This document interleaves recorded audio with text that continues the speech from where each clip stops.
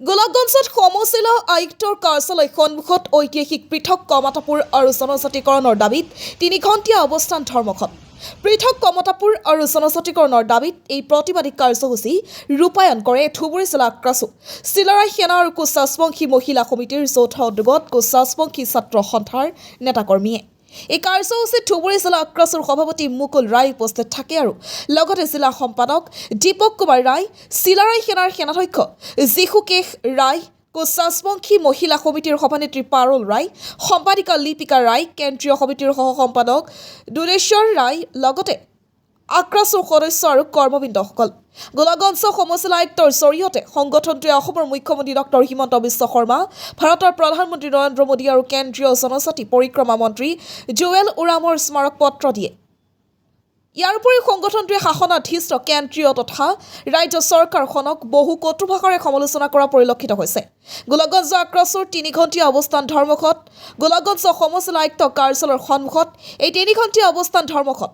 ধুবুৰী জিলা আক্ৰাছু কোচ ৰাজবংশী মহিলা সমিতি, চিলাৰায় সেনাৰ উদ্যোগত এই কাৰ্যসূচী কোচ ৰাজবংশীসকলৰ দীৰ্ঘদিনীয়া ঐতিহাসিক পৃথক কমতাপুৰ আৰু জনজাতিকৰণৰ দাবীত আজি ৩ ঘণ্টীয়া অৱস্থান ধৰ্মঘট। অৱস্থান ধৰ্মঘট আক্ৰাছু জিন্দাবাদ, কমতাপুৰ আমাক লাগিবই, কমতাপুৰ আমাৰ ন্যায্য দাবী আৰু বিজেপি চৰকাৰ মুৰ্দাবাদ, বিজেপি চৰকাৰ গোবেক আদি চৰকাৰ বিৰোধী বিভিন্ন শ্লোগানেৰে উত্তাল কৰি তোলে প্ৰায় ২০০ শতাধিক আক্ৰাছু কৰ্মীয়ে। উল্লেখ্য হৈছে কমতাপুৰ ৰাজ্য পুনৰ গঠন আৰু কোচ ৰাজবংশী জনগোষ্ঠীক জনজাতিকৰণৰ দাবীক চৰকাৰে বাৰে বাৰে প্ৰতাৰণা কৰাৰ বাবে আজি আক্ৰাছু চিলাৰায় সেনা কোচ ৰাজবংশী মহিলা সমিতিয়ে পুনৰ আন্দোলনৰ কাৰ্যসূচী হাতত লয় আৰু ২০২৬ অনুষ্ঠিত বিধানসভা নিৰ্বাচনত বিজেপি নেতাৰ ঘৰ ঘেৰাও কাৰ্যসূচী হাতত ল'ব বুলিও ঘোষণা কৰে আক্ৰাছুৱে। গোলাপগঞ্জৰ পৰা তপনৰা ৰিপৰ্ট, নৰ্থ ইষ্ট ফ্ৰণ্টিয়াৰ নিউজ। পোনপ্ৰথমে মই আমার বন্ধু সকলক মহিলা সমিতির সভানেত্রী, সম্পাদক, আইমাতৃগুলা আর সাথে আমার এটাই উপস্থিত আছে আমার ধুবুৰী জিলা চিলাৰায় সেনার সেনাধ্যক্ষ অধ্যক্ষ। কথা হল আজি আমার কেন্দ্রীয়ভাবে আমার এই আন্দোলনের ঘোষিত আমার যোৱা মাসতে হয়ে গেছে। আমার যেমন আজকে আছে প্রত্যেক জেলায় জেলায় আমার ৩ ঘণ্টীয়া অবস্থান ধর্মঘট, এখানে আমার প্রত্যেক জেলায় জেলায় আমার হয়ে আছে। আর আজি আমরা এই ধুবুৰী জিলা কমিটির উদ্যোগত আমরা আজি গোলাপগঞ্জ সমজিলার আমরা আজি সন্মুখত আমরা আজি ৩ ঘণ্টীয়া ধর্মঘট রূপায়ণ করে আজি ধরছি।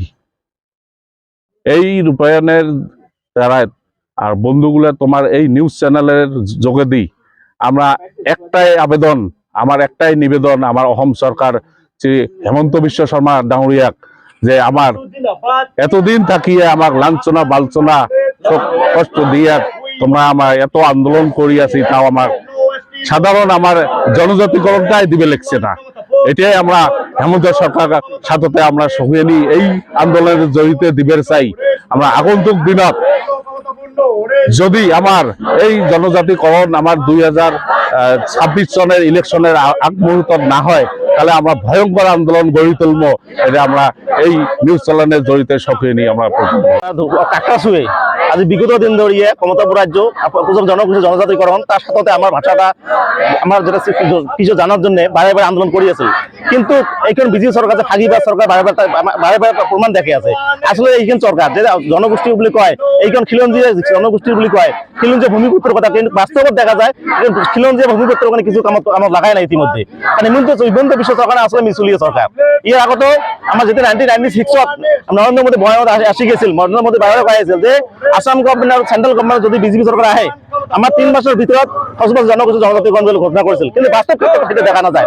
সেই জন্য আমরা ইতিমধ্যে আমার কোন জনগোষ্ঠী আমরা এবার একান্ত আমরা বিজেপি সরকার বিরুদ্ধে লাগি পড়ছি।